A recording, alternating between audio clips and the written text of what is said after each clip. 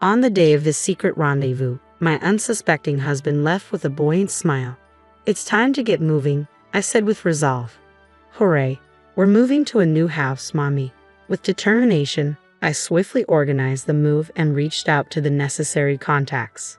As I prepared for this new chapter, I couldn't help but anticipate the reckoning for both my deceitful husband and my close friend who betrayed me. They were about to face the consequences of their actions, and I was ready to see them come to terms with their choices.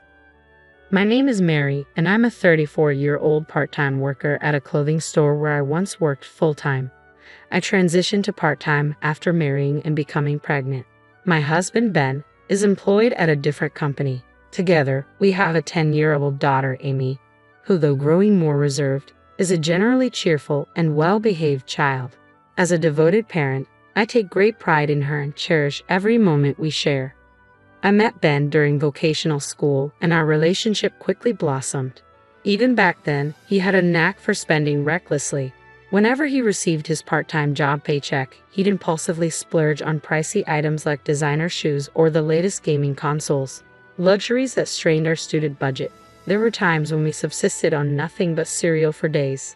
Despite this frustrating habit, Ben is genuinely kind-hearted and straightforward, which is why I've taken on the responsibility of managing our finances since we married. We closed Ben's account and now share mine. I always keep the passbook and debit card, giving Ben $200 as pocket money on payday. Naturally, I never got a credit card in his name. When I shared this with my best friend, Lottie, she burst into laughter.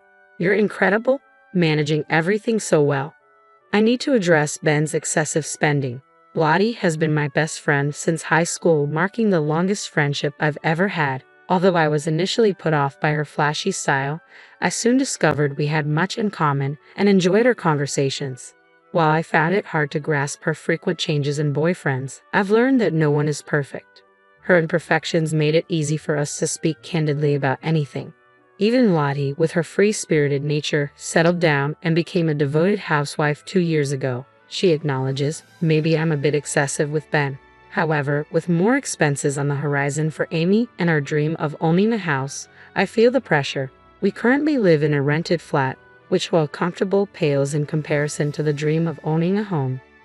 Lottie's recent experience of building a new house only heightened my desire for one of our own. Despite the challenges, I focus on the long-term happiness of my family. That day, Ben came home later than usual.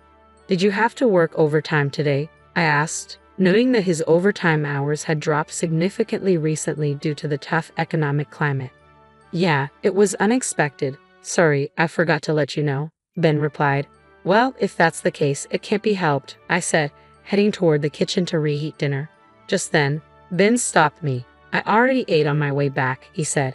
Given that Ben usually saves his pocket money and eats at home, unless there's a special occasion, I was taken aback. Noticing my surprise, he added with a smile, "I couldn't turn down an invitation from a colleague." "All right, but please make sure it's within your allowance," I said. "Of course," he replied before heading to the bathroom. From that day forward, Ben's overtime hours began to increase again, and he often ate out to avoid troubling the family with his late returns. While I appreciated his thoughtfulness, I couldn't shake my concern about whether his allowance would cover these extra expenses. I had mentioned before that he didn't need to report what he spent with his allowance, and Lottie had laughed at me for saying so. I didn't want to seem too strict, but Ben's frequent dining out made me worry about the impact on our food budget. While Ben was in the bath, I took the opportunity to check his coat pockets and found his wallet. I wanted to see how much money was left and if there were any receipts from his recent meals out. Normally, I'd ask him directly, but for some reason, I felt compelled to look myself. To my surprise, the $200 in his wallet was nearly untouched. This puzzled me. It seemed unlikely that he was always being treated to meals by colleagues or superiors, and if that were the case, he would have mentioned it.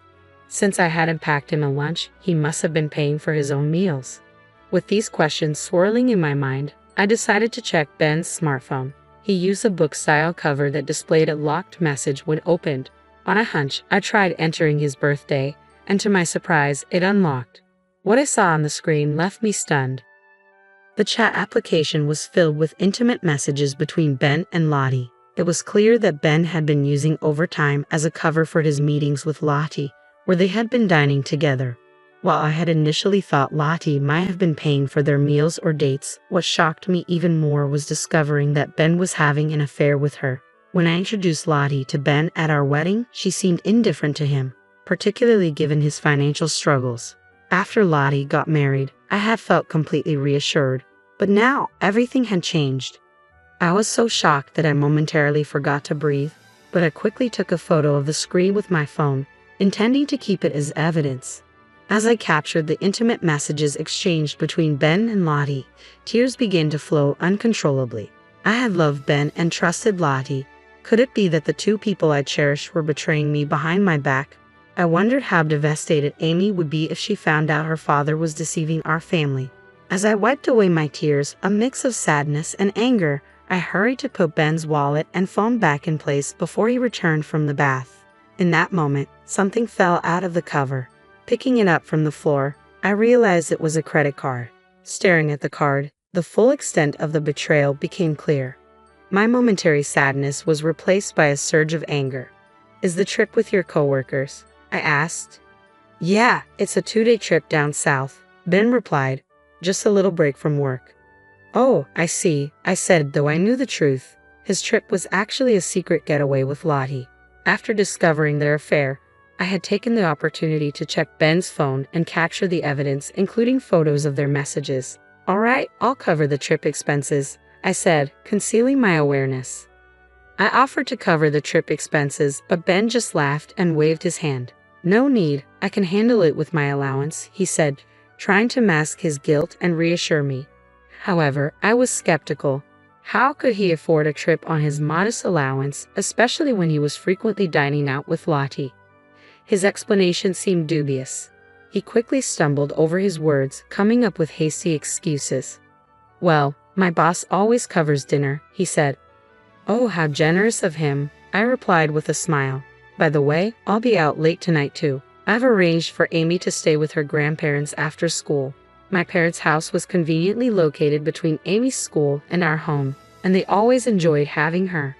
"Got it. I'll assume you'll pick up Amy. Enjoy your time at your parents' place," he said, perhaps thinking it would be easier to carry on with his deceit if I wasn't around, and left looking satisfied.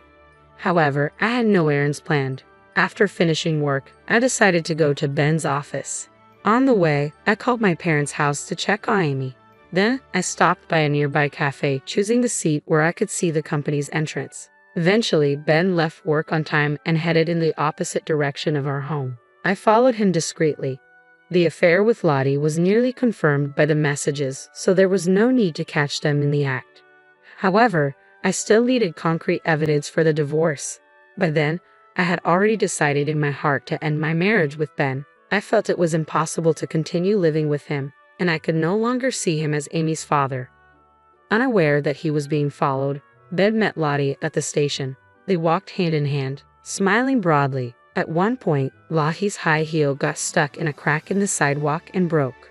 The two of them quickly went into a nearby shoe store, where it appeared that Ben offered to buy her a new pair of high heels. From my hiding spot, I watched as they selected shoes. When it came time to pay, Ben pulled out a card from his phone case and used it at the terminal. To my shock, the card he used was mine. I used to cover all our daily expenses with that card, but recently I had switched to QR code payments, so the card had been sitting in my bag unused. Ben must have secretly taken it, as it was a contactless card that didn't require a PPN, and I hadn't reviewed the statements because I wasn't using it. The charges appeared on our joint account, but since they were small and mixed in with other transactions, I hadn't noticed. I also admit I should have kept better track of the card. Despite Ben's reduced extravagance since our marriage, this discovery turned my suspicions into certainty and completed my plan. I had feared it would be challenging to confirm at a restaurant, but I obtained the evidence more swiftly than I expected, almost as if fate was on my side. With this proof, I had everything I needed. I went to my parents' house to pick up Amy. "I'm going to show those who made a fool of me just what they're missing," I thought with a determined smile. After making sure Ben had left, I called out loudly for Amy. "Amy, we're moving." Amy sprang out of her room, her excitement palpable. "Yay, a new house, Mom. Are you ready to move?" She grinned and flashed a peace sign. "Of course, everything's packed away in the closet, just like you said." When I went to pick up Amy, I shared the news of Ben's affair and the unauthorized use of my credit card with my parents. They were outraged and insisted that I should get a divorce. But my primary concern was Amy's reaction to the surprise. To my surprise, she remained incredibly calm and said, "I already knew, having learned about Ben's affair earlier." I had been trying to maintain a facade of normalcy for our family, but Amy had picked up on the tension. "Mom, you always look sad," she said, her perceptiveness striking me. She understood that her father was causing me pain and added, "We don't need a father like that." I hugged her tightly, tears streaming down my face, and whispered, "I'm sorry." I then shared my plans for revenge with my parents and Amy. They all agreed to support me, and my parents promised to back me in any way they could. Relieved, I proceeded to buy a newly built house on a mortgage, which was manageable thanks to my savings and a significant down payment. I had been secretly planning the move to coincide with Ben and Lottie's trip. "Cheer up, Dada," Amy said with a cheerful tone, and I raised my hand in agreement. "Now for the final step," I said as I picked up my phone to make a call while unpacking in the new house and having dinner with Amy. Ben's call came in shortly after. He sounded anxious and asked if he could use a money transfer app. I feigned ignorance and asked if he meant QR code payments.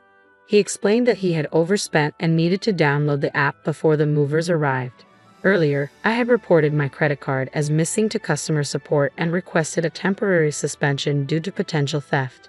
This had immediately disabled the card, leaving Ben, who relied on it, in a difficult situation. Having already exhausted his allowance, he had no choice but to ask me for help. I couldn't hold back my laughter, and after a hearty laugh, I finally revealed the truth to Ben. "I'm not transferring any money. You shouldn't have gone on a cheating trip with Lottie," I said firmly. Ben was stunned into silence on the other end of the line. "I know you've been using my card without permission. I've already contacted the card company to stop it," I continued. After a pause, he muttered a quiet apology.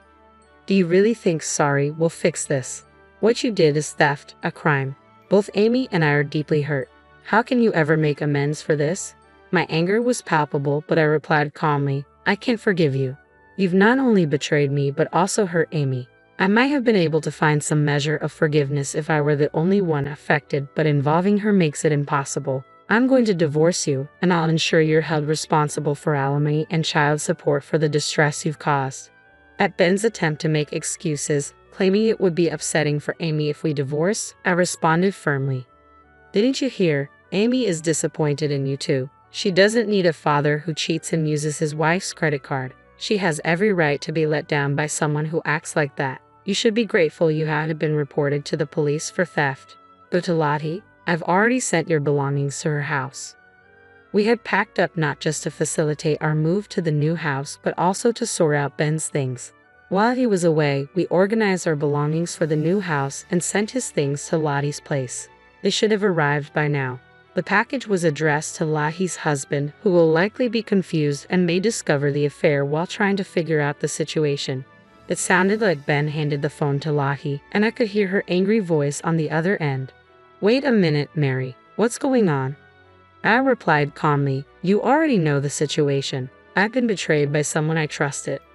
Lottie immediately began making excuses. "I was pressured into this. Your husband said he'd manage the money issues if I agreed to be with him." Despite her attempts to play the victim, Lottie was just as culpable for the affair, especially given that she is married herself. There was no point in continuing the conversation. Lottie's voice continued to rise, but I firmly hung up and turned off my phone. Afterwards, I hired a lawyer and, at the appropriate time, filed for divorce, requesting alimony for mental distress and child support from Ben. I also pursued a similar claim against Lottie. When the lawyer contacted Ben, he was alone in an empty house. The belongings I had sent to Lottie's house had been discarded by her furious husband, who had discovered the affair and the identity of the other man. Enraged, he decided to divorce Lottie. Later, I received a polite apology from Lottie's ex-husband. He informed me that Lottie, having been expelled from her home, was also rejected by her own family once they learned the true reason for her divorce. Lottie is now working relentlessly, juggling a day job as a building cleaner and a night shift at a convenience store to cover my alimony and her living expenses. Meanwhile, Ben has been trying to see Amy, but I've been ignoring his requests. His loneliness has led him to fall back into his old habit of overspending, and he's now burdened with debt from his extravagant purchases. If he truly cared about Amy, he wouldn't have made such reckless choices.